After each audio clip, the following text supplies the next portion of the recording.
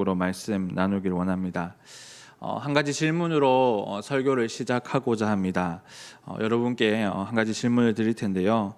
여러분에게 얼마의 돈이 있으면 행복하게 살 수 있을까요? 한번 생각해 보십시오. 여러분에게 얼마의 돈이 있으면 행복하게 사실 수 있습니까?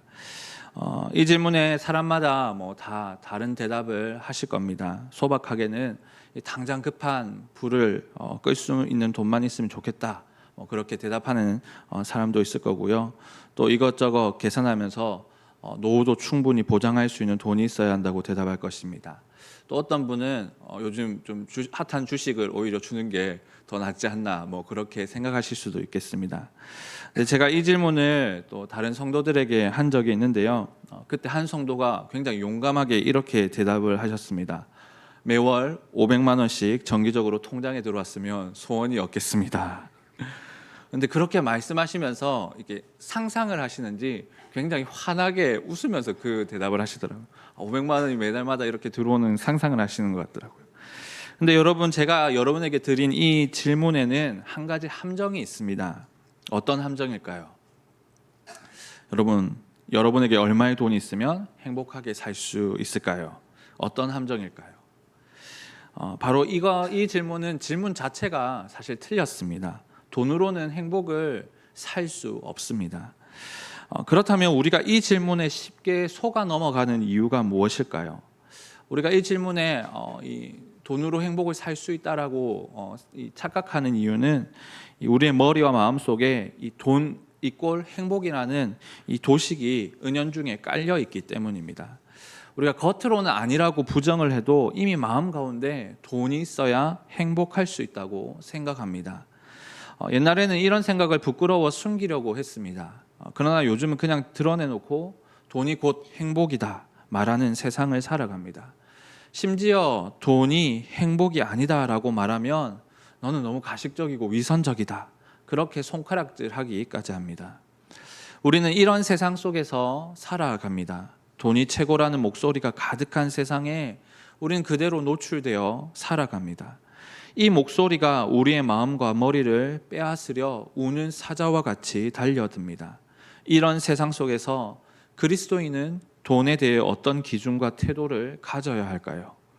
저는 오늘 본문을 통해 이 돈에 대해서 함께 살펴보고자 합니다. 돈과 관련된 우리의 삶의 민낯과 현주소를 살펴보고 그리스도인으로서 살아가는 우리는 이 돈에 대해 어떤 기준과 태도를 가져야 할지 말씀을 증거하도록 하겠습니다. 제가 서론에 이어서 본론에서도 이 질문을 하나 드리고자 합니다. 여러분, 돈은 선한 것일까요? 나쁜 것일까요? 아리까리 하시죠. 돈은 선한 것일까요? 나쁜 것일까요? 선한 것이라고 얘기하시는 분도 계시고 또 나쁜 거라고 얘기하시는 분도 계신데, 사실 이 돈은 이게 선한 것도 아니고 나쁜 것도 아닙니다. 우리는 이것을 가치 중립적이다라고 이야기하는데요. 이 돈을 선하게 사용하느냐 아니면 이 악하게 사용하느냐, 그것이 문제인 거죠. 돈을 사용하는 이 사람의 의도와 목적, 이것이 선함과 악함을 결정합니다. 쉬운 예를 들면 돈으로 어려운 사람을 도우면 그 돈은 선하게 사용된 것입니다. 반대로 돈으로 누군가를 해하는 데 사용하거나 자신의 삶을 망치는 중독이나 도박, 그런 것에 빠지는 일에 사용한다면 돈을 악하게 사용하는 것이죠. 이런 돈의 가치 중립적인 특징 때문인지 몰라도 사람들은 돈 때문에 울고 웃기도 하고 돈의 마음을 쉽게 빼앗기기도 합니다. 그래서 성경을 보면 이 돈, 물질과 관련된 이 구절이 엄청 많이 등장합니다. 어떤 신학자가 뭐라고 이야기했냐면, 이 구원과 관련된 성경 구절보다 이 돈과 관련된 성경 구절이 10배는 더 많다라고 그렇게 보는 신학자도 있습니다. 그만큼 인간에게 이 돈은 굉장히 밀접해 있고 우리 삶의 가장 근저에 있는 실제적인 문제인 거죠. 우리는 이 세상을 살아갈 때 돈이 필요합니다. 그래서 돈을 싫어하는 사람은 없습니다. 모든 사람이 돈을 좋아하지요. 저도 아내가 저에게 생각지도 못한 돈을 이렇게 줄 때, 그리고 자신이 모은 돈을 이렇게 줄 때 그렇게 사랑스러워 보일 수가 없습니다. 원래도 사랑하는데 그렇게 행동하면 더 사랑스러워 보입니다. 사실은 마음속으로 더 없나? 뭐 그런 생각을 하기도 하고 더 줬으면 좋겠다는 마음이 들 때도 있습니다. 참 간사한 마음이죠. 아마 여러분들도 인생을 살아가면서 이 돈과 관련된 수많은 사건과 에피소드들이 아마 엄청나게 많을 겁니다. 그런데 이 성경은 돈과 관련하여 우리에게 이 경고의 말씀을 던지고 있습니다. 그 중에 가장 대표적인 구절이 오늘 본문이지요. 본문은 우리의 생활과 뗄래야 뗄 수 없는 이 너무나도 밀접한 돈을 사랑하게 될 때 우리 안에서 문제가 일어난다고 말씀합니다. 여러분, 오늘 본문을 한 번만 더 함께 읽어보도록 하겠습니다. 오늘 본문 한 번 더 함께 읽겠습니다. 시작. 돈을 사랑함이 일만하게 미혹을 받아 믿음에서 떠나 많은 근심으로써 자기를 찔렀도다. 아멘. 본문은 돈을 사랑할 때 일만악이 시작된다고 말씀합니다. 여러분, 주위에 돈을 가장 사랑하는 사람을 보신 적 있습니까? 돈을 제일로 여기는 그런 사람을 보신 적이 있나요? 모든 삶의 기준과 만나는 사람, 하는 모든 일이 돈과 관련되어 있습니다. 돈을 위해 양심을 파는 일을 서슴지 않고요, 거짓말하는 것을 어려워하지 않습니다. 돈을 정말 사랑하는 사람에게는 먹을 것도 입을 것도 필요 없습니다. 심지어 가족도 그렇게 중요하지 않습니다. 오로지 이 돈만 중요합니다. 자신이 망가지고 죽어가는데도 이 돈밖에 모르는 그러한 삶을 살아가죠. 돈이 주는 매력에 자신을 팔아 넘긴 것입니다. 돈을 사랑하기 시작하면 여러분 점점 이 돈의 마음을 빼앗겨 버립니다. 그리고 이 돈이 우리의 삶을 지배하기 시작합니다. 돈이 우리에게 이렇게 저렇게 해라 그렇게 명령하지 않습니다. 시키지도 않는데 돈을 위해 내 모든 것을 희생하고 바칩니다. 겉으로는 나는 돈을 그렇게 사랑하지 않아요, 나는 돈보다 하나님을 더 사랑해요, 그렇게 말은 할 수 있을지 모르나 돈을 사랑하는 사람의 삶을 유심히 보면 돈을 더 사랑하는 사람이라는 것을 우리는 금세 발견할 수 있습니다. 어떤 성도가 저에게 이렇게 질문한 적이 있습니다. 목사님, 돈도 중요하고 하나님도 중요하니까 똑같이 사랑하면 안 됩니까? 여러분, 이게 가능한 일일까요? 여러분, 한 마음으로 두 여자를 동시에 똑같이 사랑할 수 있습니까? 근데 그것이 진짜 가능하다고 쳐도 그것은 불륜이고 배반이고 범죄입니다. 그래서 예수님께서 하나님과 재물 사이에 놓여있는 우리 사람에게 이렇게 말씀하셨죠. 우리 마태복음 6장 24절입니다. 우리 함께 읽도록 하겠습니다. 시작.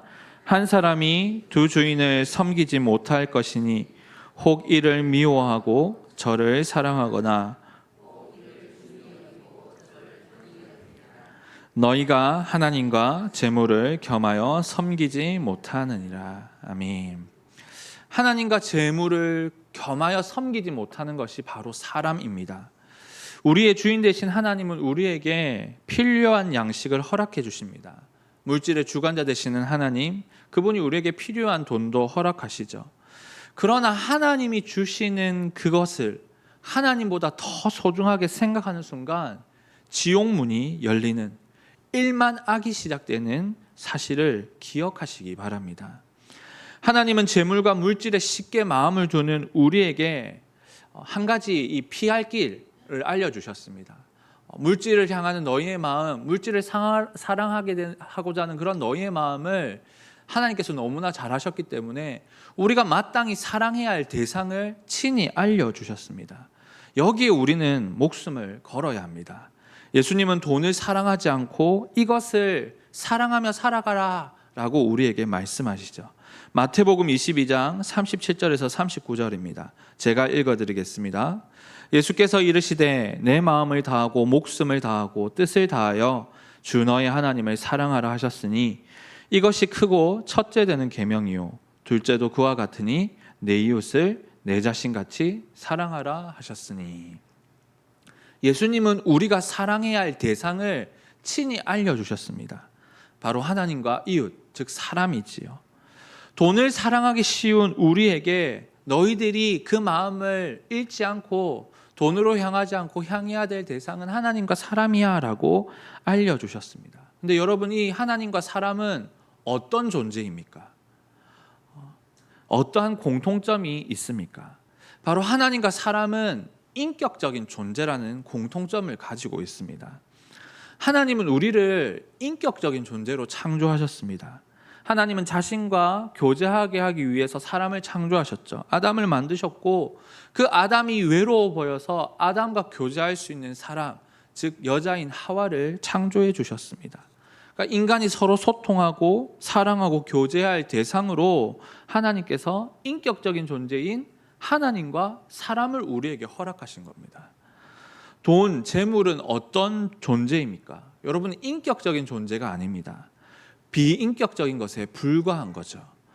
인격적인 존재인 인간이 비인격적인 돈을 사랑하고 우상으로 삼을 때 어떤 일이 일어나게 될까요? 비인격적인 돈의 지배를 받게 되고 인격과 인간성을 상실하게 됩니다. 마땅히 사랑해야 할 하나님과 사람이 아닌 돈을 사랑함으로써 인격을 상실하게 된다는 거죠. 사람이 비인격적인 존재로 변해버립니다. 돈을 사랑하는 사람에게서 우리가 그 모습을 볼 수 있죠. 돈처럼 변해버린다는 거죠. 인격이 상실하게 되면 바른 가치 판단이 불가능하게 됩니다. 비인격적인 것으로 가득 찼으니 오로지 그것만을 위해 살아가게 됩니다. 다른 것은 더 이상 눈에 보이지 않습니다. 그래서 오늘 본문은 돈을 사랑하는 것이, 인격적이지 않은 그 비인격적인 것을 사랑하는 것이 일만하게 뿌리라고 말씀하는 거죠. 사랑하는 여러분, 우리가 사랑해야 할 대상은 오로지 하나님과 그분이 가장 사랑하시는 사람임을 믿으시기 바랍니다. 우리가 하나님과 사람을 제쳐놓고 돈을 사랑하게 될 때 우리의 인격이 망가지고 비인격적인 돈의 지배를 받게 된다는 사실을 꼭 마음에 새기시기를 바랍니다. 오늘 본문은 돈을 사랑한 결과를 적나라하게 보여주고 있습니다. 돈을 사랑함이 일만하게 뿌리가 되고 돈을 탐내는 자는 미혹을 받아 믿음에서 떠나게 된다고 기록합니다. 앞에서 이 돈을 사랑한다라는 그 사랑함을 이야기하고 뒤에서 또 돈을 탐내는 자라고 반복해서 언급하고 있습니다.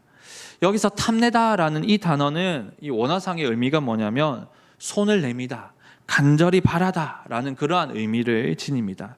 근데 오늘 본문에서 이 형태가 이 현재 분사형으로 쓰였습니다.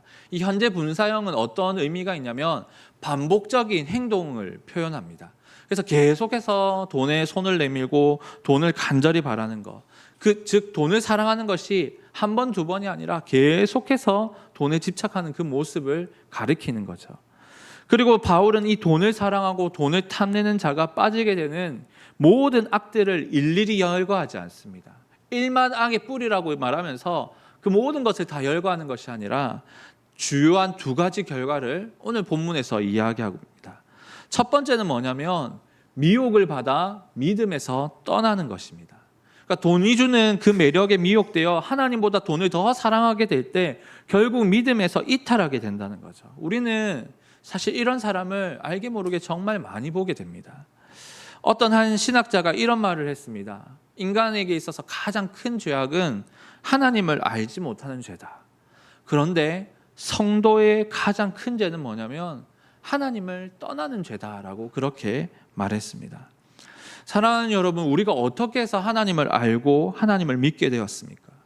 그 무엇으로도 설명할 수 없는 하나님의 사랑과 은혜의 역사로 우리가 그리스도인 성도가 되었죠. 그런데 하나님을 알고 믿음에도 불구하고 많은 사람이 돈의 미혹을 받아 하나님을 떠나고 있습니다. 돈을 사랑하기 시작하면 하나님을 믿는 그 믿음이 하찮게 여겨집니다. 예배하는 이 시간보다 돈을 버는 그 시간이 아까운 거예요. 주일에 나와서 이 예배를 드리는 그것보다 그것을 포기하면 더 많은 돈을 벌 수 있는 것 때문에 돈을 선택합니다. 믿음이 하찮게 여겨지면 믿음의 대상인 하나님도 하찮게 여겨집니다. 대신 그 자리에 돈이라는 신, 만몬이 자리 잡게 되죠. 성도 여러분, 여러분은 무엇을 더 사랑하십니까? 말이 아닌 여러분의 삶을 들여다보시고 답을 한번 내려보시기 바랍니다. 나는 하나님을 사랑하는지 아니면 돈을 사랑하는지, 저는 여기에 모인 여러분 모두 진실로 하나님을 사랑하는 마음과 삶으로 가득하기를 간절히 소망합니다. 계속해서 돈을 사랑하는 자가 맞이하는 결과 두 번째는 뭐냐면 많은 근심으로 자기를 찌르는 것입니다.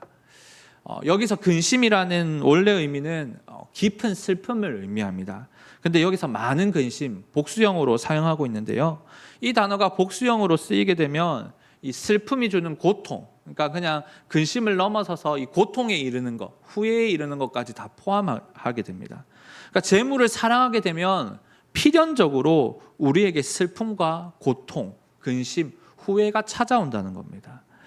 물질을 추구하는 이 물질주의의 삶이 인간의 영혼을 절대로 만족시킬 수 없습니다. 만족할 수 없으니 그 자리에 근심이 찾아오고 슬픔과 고통이 찾아오는 거죠. 여기서 찌르다라는 이 단어는 이 꿰뚫어서 관통하다라는 의미가 있습니다. 당시에 어떤 이 문장에서 많이 쓰였냐면 이 고기를 갈고리로 이렇게 걸어서 이렇게 이 고기를 꿰뚫어 가지고 걸어 놓을 때 그 꿰뚫다라는 그러한 상황에서 이 단어를 많이 사용했습니다. 그러니까 재물을 사랑함으로써 오는 이 깊은 고통과 이 후회가 우리의 살과 뼈, 즉 우리의 삶을 뚫어서 매달아 놓는다는 거죠.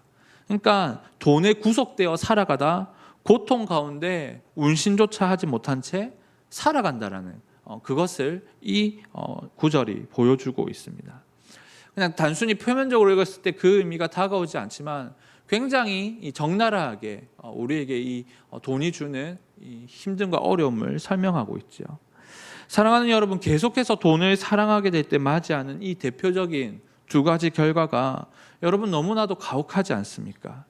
그런데 여러분, 우리는 계속해서 돈을 사랑하는 순간들을 마주하게 될 것입니다. 기억하십시오. 돈은 우리를 사랑하지 않습니다. 우리가 아무리 돈을 사랑해도 돈은 우리를 사랑하지 않습니다. 절대로 우리에게 만족감과 행복을 주지 않습니다. 순간적인 기쁨, 순간적인 어떠한 쾌락은 줄 수 있지 모르지만 우리 영혼에 참된 만족을 주지 못합니다. 목사님은 돈이 없어서 그렇게 생각하시는 거 아니에요 라고 그렇게 속으로 생각하실 수 있을지 모르겠지만 절대로 돈이 주는 그 만족감과 행복은 우리의 영혼을 채우지 못합니다. 여러분, 우리는 예수 그리스도 안에서 거듭난 사람입니다. 이전에는 돈을 쫓았고 하나님 아닌 다른 것을 더 쫓았다면 이제는 거듭나서 하나님을 쫓는 사람이 되었습니다. 그리스도인은 돈을 따라다니는 사람이 아닙니다. 돈은 하나님께서 우리의 필요를 위해 주시는 겁니다. 돈이 우리를 따라오게 만들어야 합니다. 그래서 돈은 결코 사랑하고 섬겨야 할 대상이 아닙니다. 우리가 오직 사랑하고 섬겨야 할 대상은 하나님이며 그 하나님이 사랑하셔서 구원하시고자 하는 영혼, 즉 사람을 사랑하는 삶을 살아야 합니다. 행복한 교회 성도 여러분 모두 그 무엇보다 하나님을 사랑하시고 하나님을 사랑하는 영혼을 사랑하는 여러분 모두가 되기를 간절히 소망합니다. 말씀을 맺도록 하겠습니다. 저희 집에 아이들이 어릴 때 있었던 일인데요. 제가 아이들에게 한 가지 테스트를 했습니다. 그 어릴 때 아이들에게 빵과 여기 5만 원을 내밀고 아이들에게 선택하라고 이렇게 했습니다. 여러분 7살이 안 된 저희 아이들이 한 4살인가 5살쯤이었던 것 같아요. 무엇을 골랐을까요? 그렇죠? 고민도 하지 않고 빵을 선택했습니다. 애들의 경험상 빵은 당장 먹을 수 있고 먹을 때 이 달콤하다는 것을 알고 있었거든요. 이 대신에 이 종이 쪼가리, 이 그림 그려져 있는 뭔가 이 작은 이 종이는 아이들이 어떻게 써야 할지, 어떤 가치가 있는지 몰랐습니다.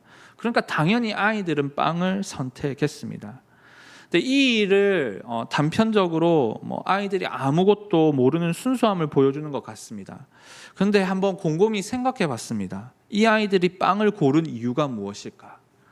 빵은 자신을 만족해 하는 도구였습니다.